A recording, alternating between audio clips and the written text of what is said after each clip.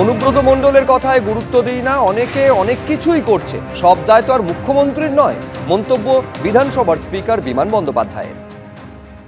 অনুব্রত মণ্ডল তার কথা বলেছেন, আমি তার কথায় কোনো গুরুত্ব দিতে রাজি না। এইসব কথাবার্তা বলেনি বা কেন আমাদের নিজেদের শুনতে খারাপ লাগে। দেখুন, সত্যি কথা বলতে সবার মুখ্যমন্ত্রী উনি, তারই সৈনিক বলতে গেলে পরে মুখ্যমন্ত্রীকে শ্রদ্ধা সবারই জানানো উচিত। তিনি সম্মানীয় মুখ্যমন্ত্রী, এতে অপেক্ষা রাখে না যে তাকে সম্মান জানানো সবাই আমাদের কর্তব্য। কে ব্যক্তিগতভাবে অনেক দুষ্কৃতকারী অনেক কিছু করে বেড়াচ্ছে, সব দায়িত্ব আর মুখ্যমন্ত্রীর না। তবু মুখ্যমন্ত্রী হিসেবে উনি আমাদের যেহেতু স্বরাষ্ট্র দপ্তরের দায়িত্ব রয়েছে, উনি নিশ্চয়ই ওনার দিকটা দেখবেন, এইটুকুই বলতে পারি। বোলপুর থানার আইসিকে কদর্য ভাষায় হুমকি দিয়েছিলেন অনুব্রত মণ্ডল, আর সেই হুমকি দেখানোয় পুলিশের চিঠি পেল এবিপি আনন্দ। 7 দিনেও অনুব্রত অধরা, তবু নিষ্ক্রিয় বলায় আপত্তি পুলিশের।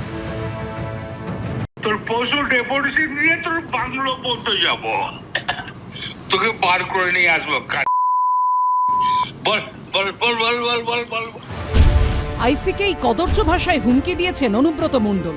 6 দিন পেরিয়ে গেলেও তাকে জিজ্ঞাসাবাদটুকু করা হয়নি, অথচ এবিপি আনন্দ সেই অডিও ক্লিপ কেন বারবার দেখাচ্ছে, পুলিশের ভূমিকা নিয়ে কেন প্রশ্ন তুলছে, তা নিয়ে আপত্তি তুলে এবিপি আনন্দ সম্পাদক সুমন দেকে 2 পাতার চিঠি পাঠালো পুলিশ।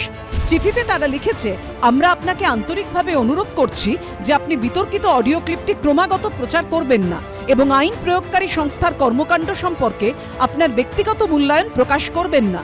পুলিশের বিরুদ্ধে অভিযোগ তোলার আপনার এই লাগাতার চেষ্টা কাঙ্ক্ষিত নয়, আইনের দৃষ্টিতে এর সংযম প্রয়োজন।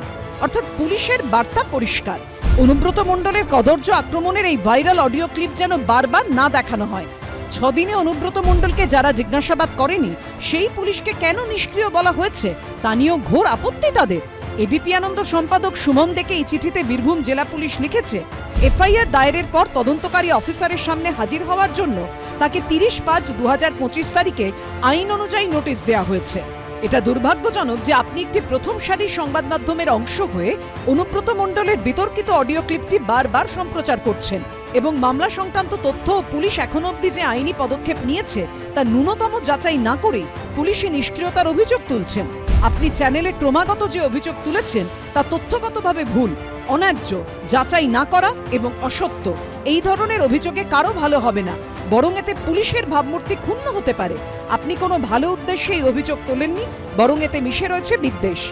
অনুব্রত মণ্ডলকে গত শনি ও রবিবার তলব করেছিল পুলিশ, কিন্তু অসুস্থতার কারণ দেখিয়ে সেখানে যাননি তিনি, অথচ শনিবারই দিব্যি তৃণমূলের পার্টি অফিসে পৌঁছে গিয়েছিলেন তিনি। এই আবহেই এবিপি আনন্দ সম্পাদককে দেওয়া চিঠিতে পুলিশই লিখেছে, নোটিশের জবাবে চিকিৎসার কারণ উল্লেখ করে সময় চেয়েছিলেন অভিযুক্ত।